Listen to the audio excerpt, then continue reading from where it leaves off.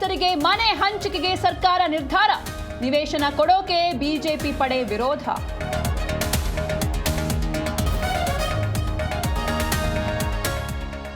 ಮತ್ತೆ ಮುನ್ನೆಲೆಗೆ ಸಿಎಂ ಕುರ್ಚಿ ಫೈಟ್. ರಾಜಕೀಯದಲ್ಲಿ ಮತ್ತೆ ಮೀಟಿಂಗ್ ಗದ್ದಲ. ಮೈಸೂರಲ್ಲಿ ಸಿಎಂ ಜೊತೆ ವೇಣುಗೋಪಾಲ್ ಚರ್ಚೆ.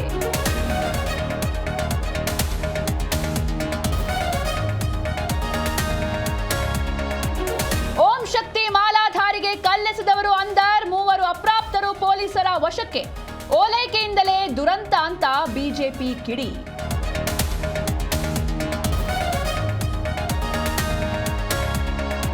ಬೆಂಗಳೂರಲ್ಲಿ ನಿಲ್ಲದ ಕನ್ನಡಿಗರ ಮೇಲೆ ದೌರ್ಜನ್ಯ. ಎಎಂಸಿ ಕಾಲೇಜಿನಲ್ಲಿ ವಾರ್ಡನ್ ಧಮಕಿ. ಕನ್ನಡ ಸಂಘಟನೆಗಳ ಹೋರಾಟ. ಆರೋಪಿ ಬಂಧನ.